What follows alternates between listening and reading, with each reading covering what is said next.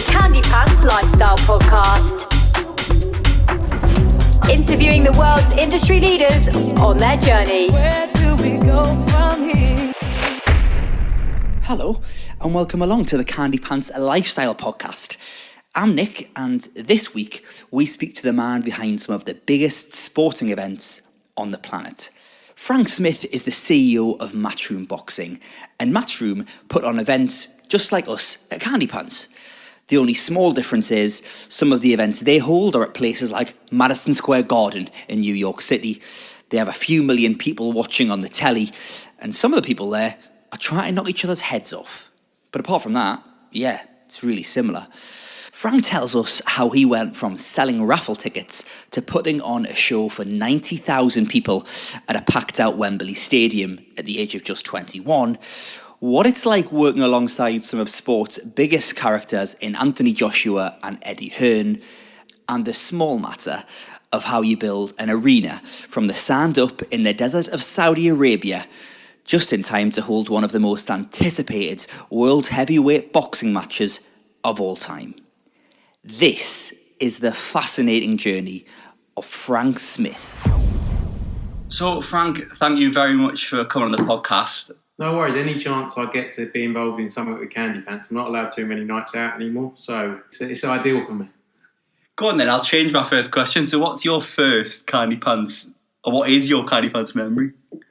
First I think it was in Leeds at Oracle with Ray, and I've got so many memories from there, but I was very drunk at every moment of them, so I can't really recall. They blur into one.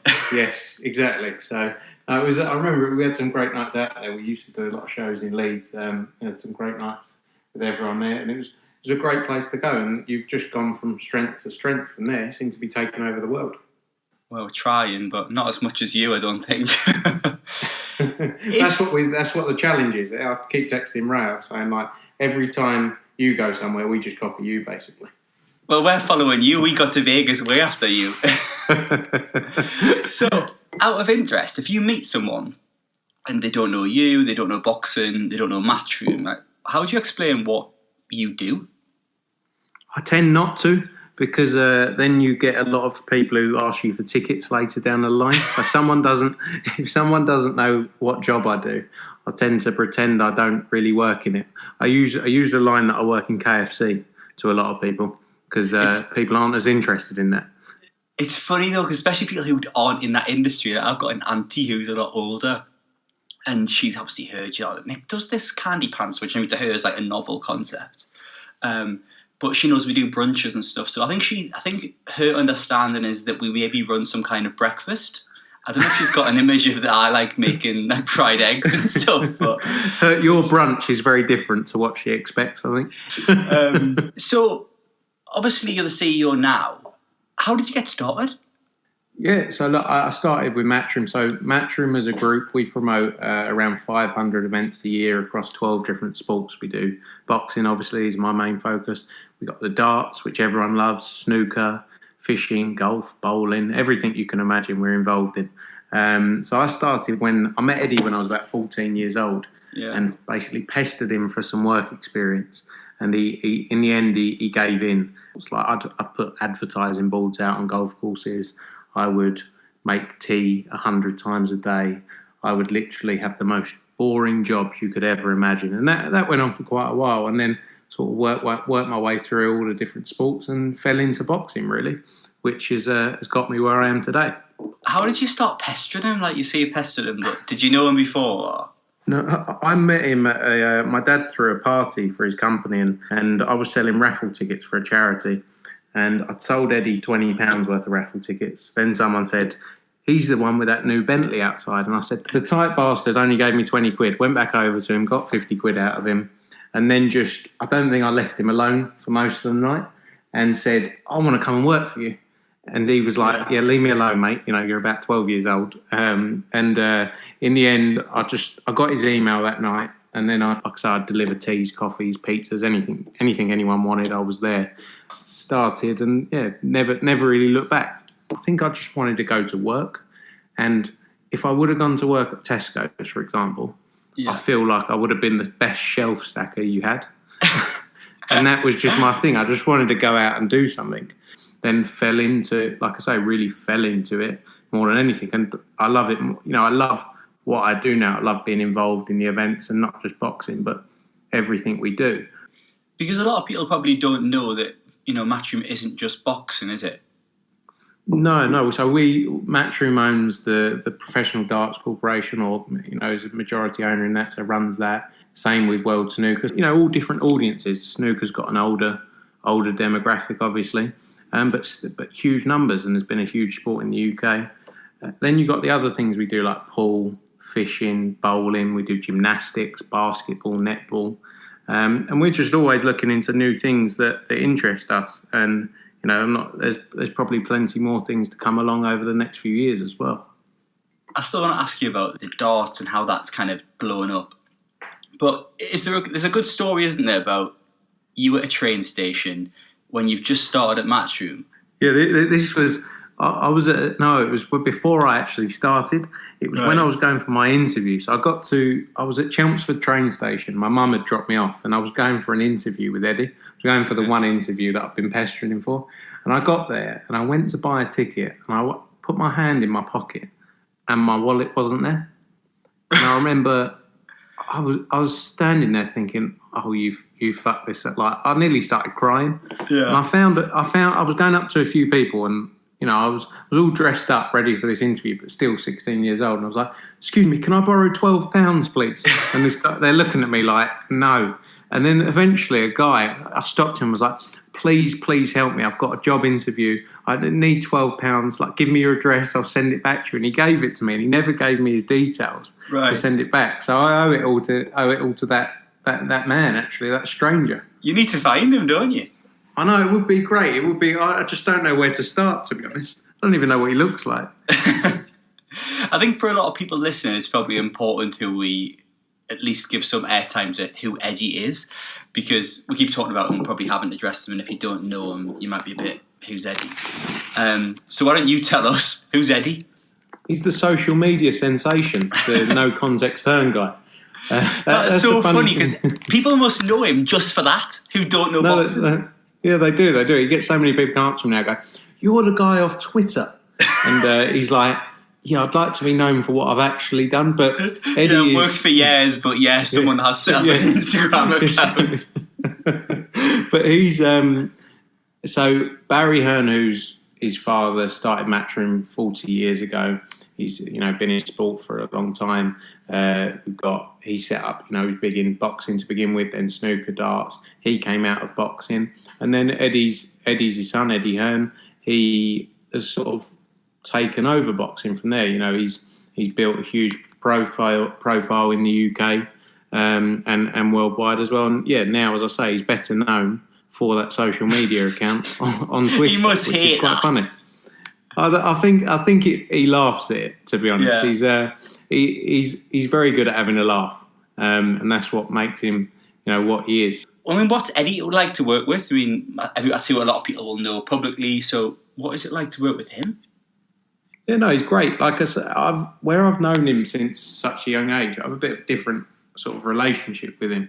You know, working for him from 16. I've grown up with him, so I can be quite open with him and honest about what I think, which is always hard when you're in a job or a business. Sometimes it's not that easy to do that to people you work for. But he's a good guy, and we always laugh as well, because he says in years to come, what we'll do is we'll just wheel him out and say, "Go on, Eddie, go and talk your talk," because he is the master salesman, and then it's left to the rest of us to deliver it. And that's what's always quite good. He's so good at what he does, and then we get on with the nuts and bolts of making it all happen. So what you're saying is that Eddie's the Michael Bublé of boxing? Yeah, I like that. That's a good one. He might like that as well. Michael Bublé hasn't done too bad, has he? Well, he just gets rolled out at Christmas, doesn't he? And Eddie just gets rolled out at the press conference. No, he's obviously the public-facing role of the business, and he takes that on. You know, he works on a lot of the deals, works with a lot of the fighters. I tend to do a lot more work in the background. So once we sit down and we do a deal, I'll normally be there with Eddie, we'll do it, and then I'll take it from there. Was there a point for you where you kind of went from, being the lad who made the tea and went, hold on, like, I think I know what I'm doing now, and when I say something, people seem to think that I know what I'm doing as well? I think there was times back in, like, when we did Froch Groves at Wembley, for example. That was in 2013, and how old was I there? I would have been 21. And, I sat in this room with everyone from Wembley Stadium, or like there'd be 6, 7 people, and they'd be there with this 21-year-old kid, and they'd look at me and they'd think, are you sure you can make these decisions? Like, do you need to go back and speak to anyone? And that, over time, obviously people judge a lot of people by age. And I think once you get to know someone and see, actually, they're quite good at what they do, it gets a lot easier for people. That was always the thing I faced when I was younger, is I'd go into meetings and they'd look at me and think, who is this 12-year-old? Because I looked young as well, couldn't grow any facial hair. And they'd sort of look at me and think, who is this kid? And does he know what he's doing? But over time, once you work with people and you sort of build up your confidence, I think people start to respect that, yeah, you do know what you're doing. And I've been lucky that I've been chucked into a lot of things over the years. So things I didn't have a clue how to do and what to do, they'd just be like, right, go and do that. And if you make a mistake, learn from it and don't do it again, basically. Obviously, we'll go on to boxing because we could sit and talk about it all day long, but I am fascinated by the darts thing. What would you put that explosion and its popularity down to? I think I think it suits it's growing globally now, but in the UK, it suits our personality, doesn't it? We love a night out, to go out and have a good time with everyone. And you look at that audience and the night they're having, and it's just sensational. The sport has grown from strength to strength, and I would say it's one of the best nights out I think you could have. I take some people there. You take a lot of people there from all over the world, and they go, right, we're going to go to darts tonight. And some of them who don't really, don't watch it, they go, what do you mean darts? And they come out of it. Yeah, and they're like, that is the best night ever. I actually saw a clip of Eddie showed me the other day of Tiger Woods. So there was an interview with Tiger Woods a couple of days ago. And they went, what sports did you like to watch, Tiger? Or do you like to watch? He goes, funnily enough, you won't believe me, but I love this darts. Everyone's in there going crazy. It's amazing, So it's interesting. I think the sport's going from strength to strength. It's big in the UK, it's big in Germany, Australia. US is really growing, so it's great. That whole culture of people being there and in fancy dress and, it's wild. Where did that come from? Did you guys impact that, or was it just something that evolved over time? I'd love to say it was my idea, but I think it was before my time, unfortunately.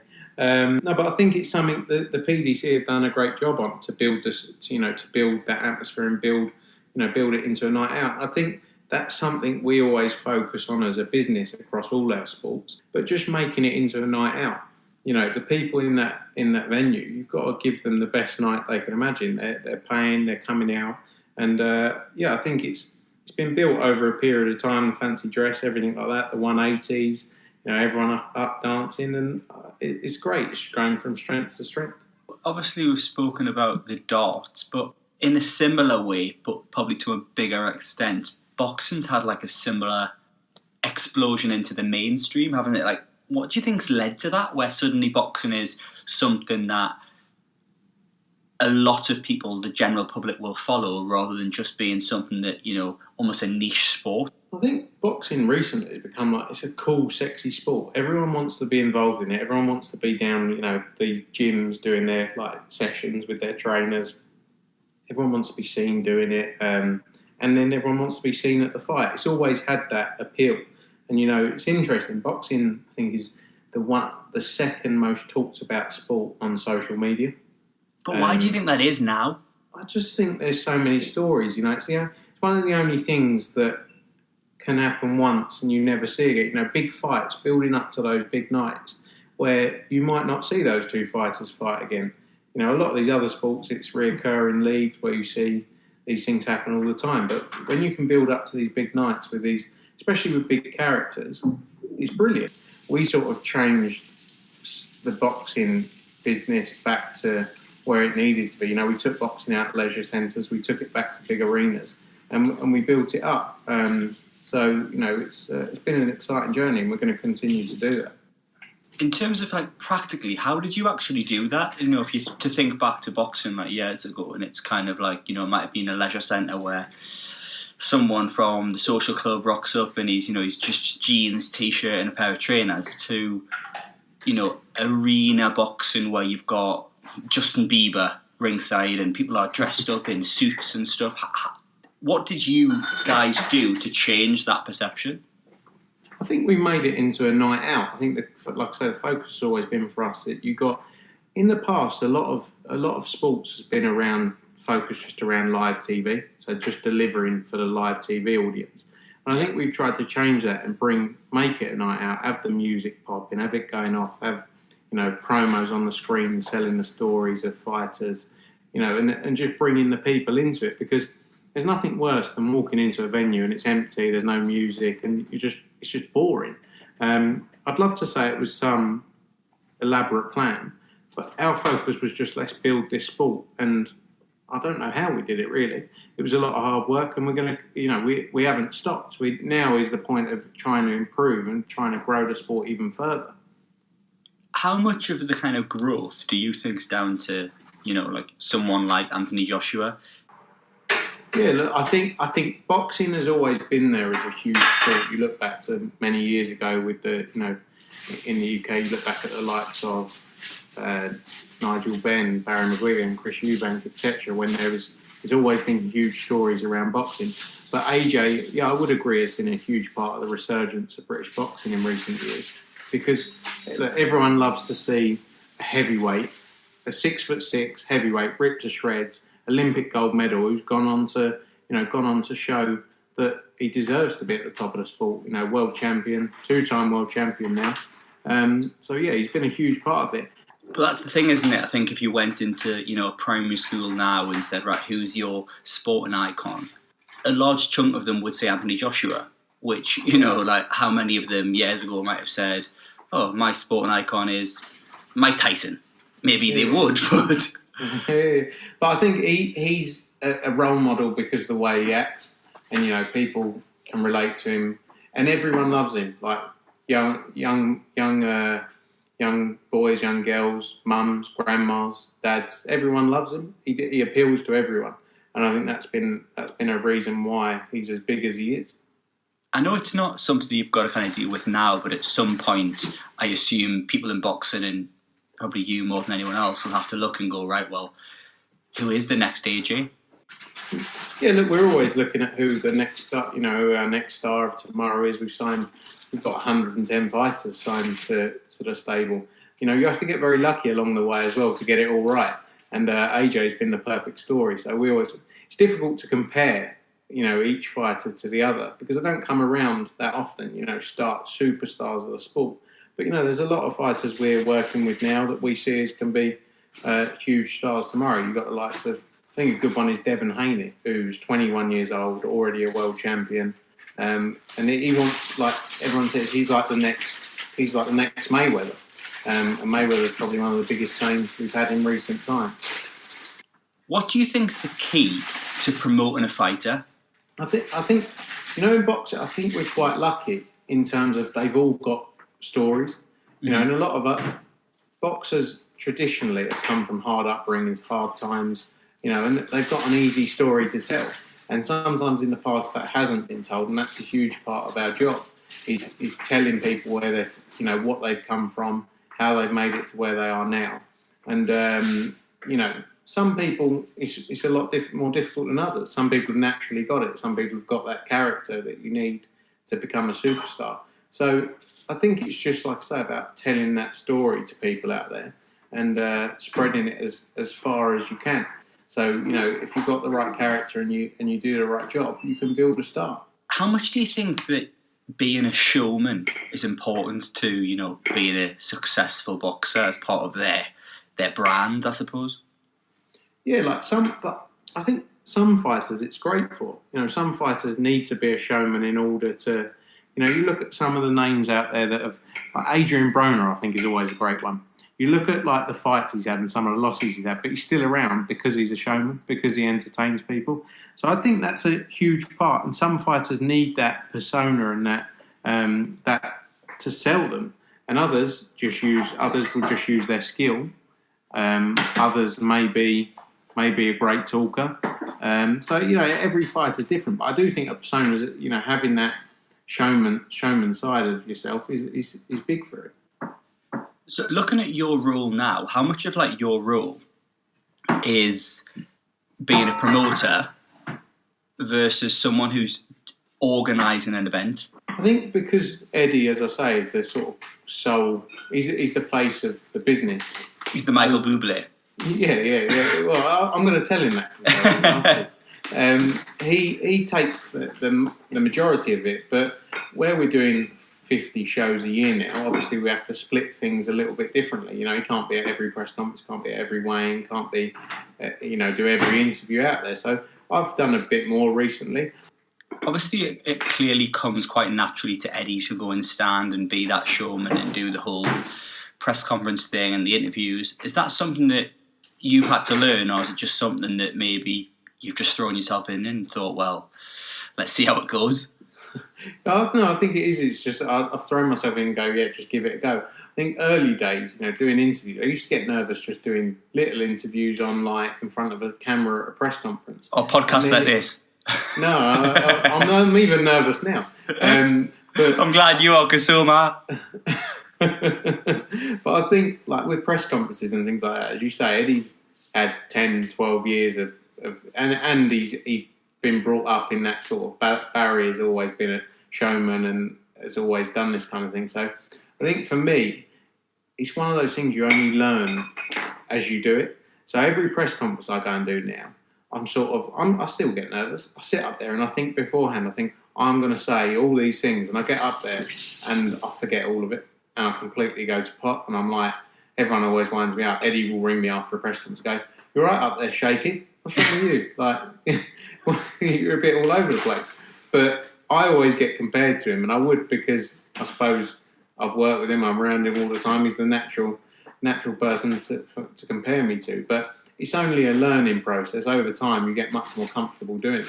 It's hard, that, isn't it? Because it's a blessing in the sense you can learn from someone like him, who's obviously a bit of a natural at doing it, but also a curse in the sense that you're always inevitably going to get compared to him. Yeah, no, exactly. And I think also because it's something you only improve on over time, you have to have and with the way social media is now, nothing ever goes away. So if I do a bad interview or a bad press conference where I'm shaking and nervous, it's going to be there forever. And I think that's always in the back of your mind, you can't fuck this up, mate. Get this right, because there's about 10 cameras in here and everyone's going to be able to see this for the rest of your life. Over time, I'm sure that goes away. Or I'm sure the pressures that you get go away because you start to realise, actually, just run with it and you'll get it. For anyone who obviously doesn't know the scale of these shows you guys are putting on now, obviously you're talking about places like Wembley, the O2, the Millennium Stadium in Wales, Madison Square Garden. What do you think is the main thing you've learned from doing those huge events at places like that? The key is with running these events, I find, is there's nothing that gives you better knowledge for doing what we're doing than just repeatedly being in there and thrown into situations, because you've got a split second to deal with things, and that's been a huge learning process, is to learn how to deal with all different things that come up during a night and make decisions. And I think we've built up from back in the day 1,400 people at York Hall all the way up to, as you say, 90,000 people at Wembley, 20,000 people at the Staples Centre in LA, 20,000 people at MSG. So, I've had a lot of time to learn, and that's probably the best thing. I always find school and sort of courses don't give you the knowledge that you get from actually being on the ground. Looking back at those events you've done, the huge ones, there must be one occasion or one story you look at and go, I was really, my back was against the wall there. I was panicking. I'll be honest, there's been quite a few, and there's a few I'd love to say, but I don't think I can say until I retire. Right. I think... Give us your worst one. What's my worst one? Yeah. Many outdoor shows that have been close to being cancelled for either wind, thunder, lightning, and some of the biggest shows you could ever imagine. Yeah. For things like that, where you've built up all this over all this time, and it could all be over in a couple of minutes. Many scares at events that you have to work through. But I think what's great, what I love about my job, and I'm sure you see it with yours as well, is that there's not many jobs where you get the satisfaction of working from day one of putting a plan together or signing a fight all the way through to 3-4 months later, where you walk out and there is 90,000 people there or 20,000 people there, and you think, you know what, we did this. And that's such a high, and that's what I think keeps me going week in, week out. We do, as I say, 50 shows a year. It's non-stop. But the high is walking out and getting to see what you've created.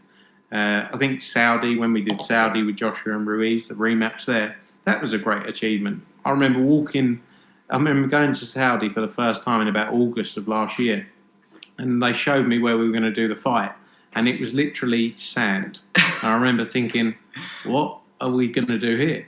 And then when you get to that point, beginning of December, and you're walking around thinking, look at bloody hell, look what's been done here, look what's been created. So many things I'm thankful for there that I've had the opportunity to be involved in.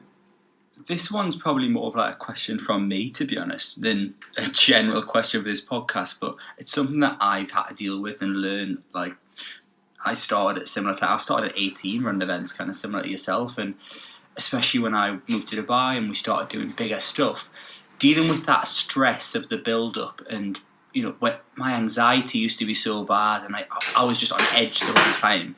Have you had to learn how to get better at that and how to, deal with it day to day? So I was the same as you. I used to worry about everything. I used to get nervous about everything. And then over time, I think, you just learn, don't worry so much because you'll get there. One way or the other, you'll get there. It may not be easy, but this will happen. So I think, I've been through all of that as well. Is there anything that, looking back now, you wish you knew going into those huge shows at Wembley or the O2 or Saudi? I wish I knew, like what I just said to you there about not worrying because it will happen. I wish I knew that earlier on in my career.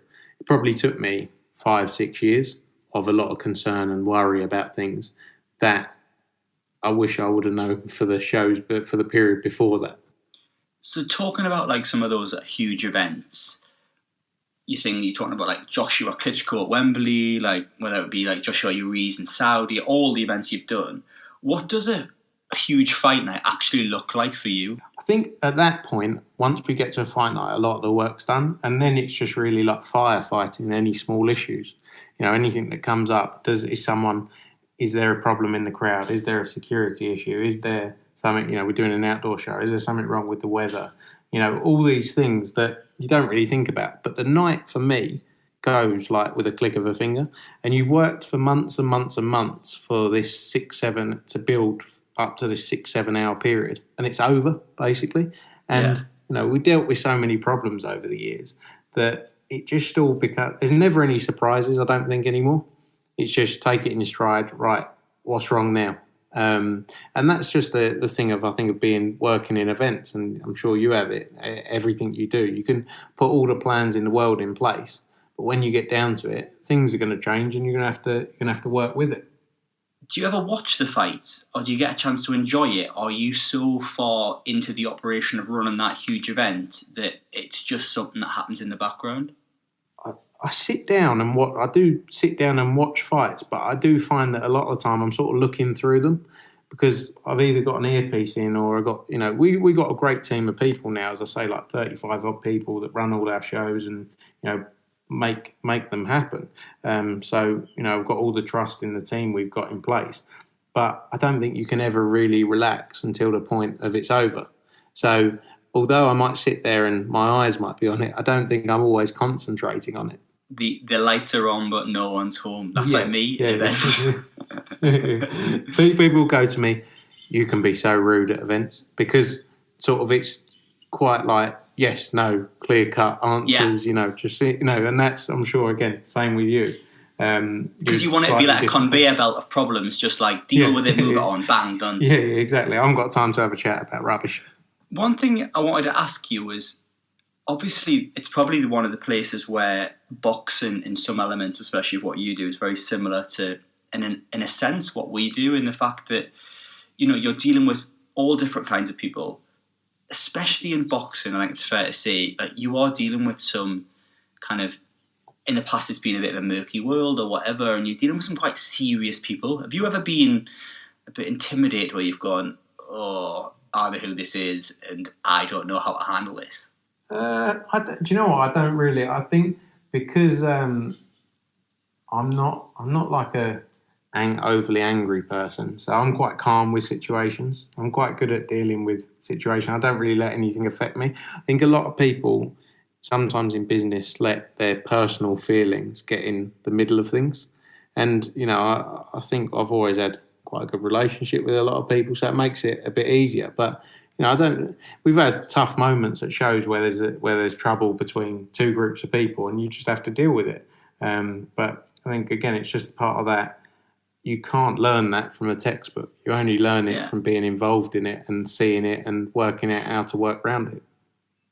One thing that I am intrigued at, because again, it's a little bit similar to elements that we do, is that obviously you get the whole thing of wherever you are in the world and whatever level it is at, is that somebody wants to be in VIP who maybe doesn't need to be there or whatever the story is. But you're dealing with that on a different level where you've got like A-list people wanting to be ringside, influential people wanting to sit ringside, and I assume serious people who, for whatever reason, need to be there.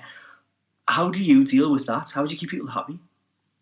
Everyone wants to be in that front row seat, bang in the middle, to be honest. But I've got one story I've got about that is I once gave someone some tickets, and I walked into the box office, and the guy I gave the ticket was like a friend of a friend had asked for some tickets, and he didn't know who I was, and I'd walked in behind a couple of people who worked for us who were there, and they said, tickets in this name, whatever the name was.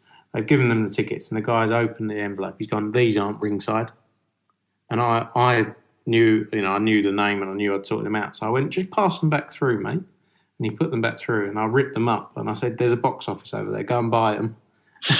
because I don't think you can't do enough for people, can you? You can't ever please people enough. And it's always difficult. There's always a lot of squabbles between people who don't want to be in the upper tier, want to be in the front row. But they've got to bear in mind that you've got to sell tickets as well to make it worthwhile. And also, I feel you can help people a million times.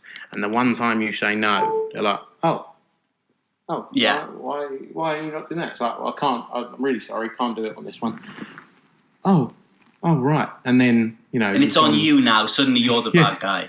Yeah, exactly. And you've gone from good to evil within you've changed. Seconds. Yeah, exactly. Yeah, you are you. It's all gone to your head.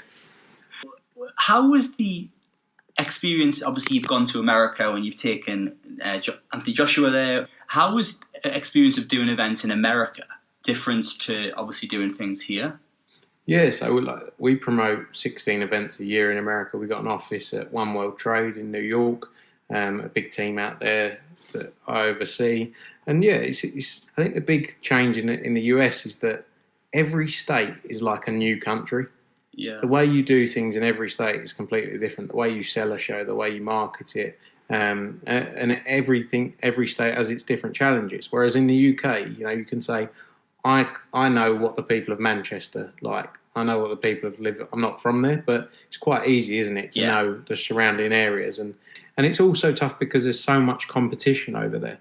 They've got so much sport, so many events going on. So you've got to fight for the limelight. And that's been the tougher side. Obviously, you can't really ask about America without asking about, the Joshua Ruiz fight in New York. And listen, I am no expert in boxing in any way, shape or form. I'm not even one of those guys who on the night of a big fight suddenly happens to become an expert. Like everybody knows that person who is watching one and suddenly you'd think they were former heavyweight champion of the world. Like I couldn't probably find my way out of a paper bag, so I say nothing. But I obviously looked at that and it was like, hold on, this is like David versus Goliath. Who's this giant versus this lad, poor lad, doesn't look like he's seen the inside of a gym for years. But obviously quickly things changed. Somebody perhaps hadn't read the script, and we all know what happened from there. What was that night in New York like for you? Yeah, it was a mad night because, like you say, you just don't expect it. And he really ripped up the whole script. There was so much AJ had ahead of him at the time. But in a funny way, it's quite crazy because a couple of days, you have those days after where you're thinking, oh my God, I can't believe he's lost. But then it's become the biggest story in the sport. And it's then been part of this comeback story, which then has made him even bigger than he was. So New York was a crazy experience. It was a great night just being there, the atmosphere. It felt like one of those old school nights. Probably we had 10, 12,000 Brits over there that had travelled. The weigh-in the day before was just amazing, and it was a big night. It was a big night for us. It was a big night for AJ, and it didn't go his way, but it's all part of the story that to tell, and it built the biggest fight that we saw in 2020. What was it like for you personally? I know that you had probably been massively part of AJ's journey all the way through. That I've heard stories that you took him to medicals and stuff in the past. So what was that like for you when not only was it your event, but I assume it was your mates as well? Yeah, I think that's because, as you say, I've grown quite close with him, and a lot of our fighters, from the beginning, from turning pro all the way through. So yeah, to see them lose, you never want to see any of them lose. I think the only thing I can say from our standpoint is that where we are putting on a show literally every week, unfortunately, you start to realise that the fighters aren't, they're not unbeatable. For us, it's sort of like, right, now let's get on to the next week and let's build them back up again, because our job is then to continue the story and continue build. We've got a job then still to deliver for the fighters, so we can't really rest on it for too long. Following on from that there was the rematch, and that happened in Saudi. There was a lot of talk about a fight being in the Middle East and you going there rather than somewhere else. How did the whole Saudi thing come about? Yeah, well, obviously, look, the Saudis have invested heavily in sport. They want to build all sports over there, and it was a good opportunity. They wanted this fight. They knew it was the biggest fight out there, and it made sense for us to take the fight there. And I think it ended up being a great night. It was a great show. What they did out there and what they created was sensational, and will be remembered for a long time. And it was all part and parcel of the story of that fight. And I think what probably a lot of people don't realise is the fact they did essentially build, the equivalent of a O2 or whatever in the middle of the desert. How much were you involved in that process of that being built from, the sand up? Yeah, very. As I say, back in August, went there. They took me to the piece of sand where it was going to be. And, it was all part of an amazing area that they built for a number of sports. They had Formula E there, then they had the tennis the week after us. So, the work that went into it was amazing, but very, very involved. I had about 8 trips out to Saudi. We had numerous meetings there, and it was huge teams of people. I mean, we'd sit in a room and there would literally be 50 people in there. And, everyone's trying to do their bit, and everyone's trying to get across what they need. So yeah, it was a huge challenge, and probably one of the greatest challenges I've had, because it's no easy feat to go out there and do that. And they did a sensational job, I'd say, and all the teams involved. It was thousands and thousands of people to make it happen. I know that, from our own experience, we do quite a lot of events in Dubai, but the Middle East, it's very different where you go. So we do things in Abu Dhabi, we do things in Doha, we do things in Oman, and every area is slightly different. But Saudi is at a whole different end of the spectrum. For people who don't know, it's so much less westernized, and culturally it is so different. It's culturally different to Dubai, never mind to England or America. So how did you find that? Obviously there was no alcohol and all that kind of stuff. Yeah, I think that's a big part of what they are trying to make change over there, and sport's a huge part of that. When you speak to the locals there and people we work with, to see what they've done in just a short space of time is quite amazing, and it is constantly changing. But yeah, I think we had to learn how to deal, with different cultures and how to work through things. And, everywhere's different. We can talk to people differently in the UK than we can over there. And I think that was a big learning curve as well. We just had to, in the UK, for example, if you want something done, I find it really works if you shout and you get it done. And I think over there, it's much calmer and it's a much nicer approach. And you just got to work together to get it done. And I quite like it. It's almost the opposite. I can't speak from Saudi, but I know in the Middle East, especially with Emiratis or locals in Dubai, there's very much the more they like you, the more it'll happen. Yeah, and I quite like that, I always find that the more you do for people or the more you try and help people and don't stand in their way, the more they will help you. So I really enjoyed working over there and I found it quite fun. As I say, it's interesting to learn how to work with different cultures. So what's the plan with somewhere like Saudi now, do you think, moving forward?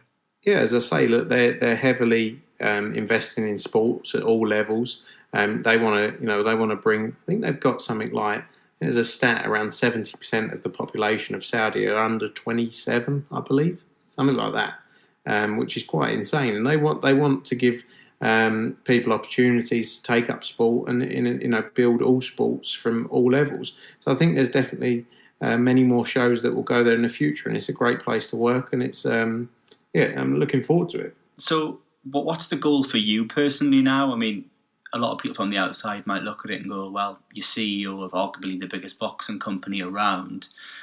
Where else can you go? I don't know. I think I'll hopefully retire by 30. That would be ideal. No, I think... Maybe you can be a Beckham Bublé one day. Yeah, no, I hope so. I'm not as interested. Apparently everyone says I'm a bit boring, but I think for me, I just want to keep building and keep growing and keep doing this. If there's other sports we get into, or we look into music possibly, then that would be interesting as well. But I love working, so I love just having a focus, and maybe that will carry me through till about 40 years old, and then I'll retire in Dubai with you. I'm quite boring as well. You don't want to retire with me. I'll just be at Candypants every week. You can go and do my job if you want it. Yeah, perfect. We'll do a swap. A final question, and we try to ask this to everyone really and get different answers, but if you could make a phone call to kind of yourself in the past and ring the lad who's just got that train for the interview with Eddie, what advice would you give him now based on what you know? Worry less. I was always quite a worrier about everything, and I think just, things always get, and this is not just work, this is personal life as well.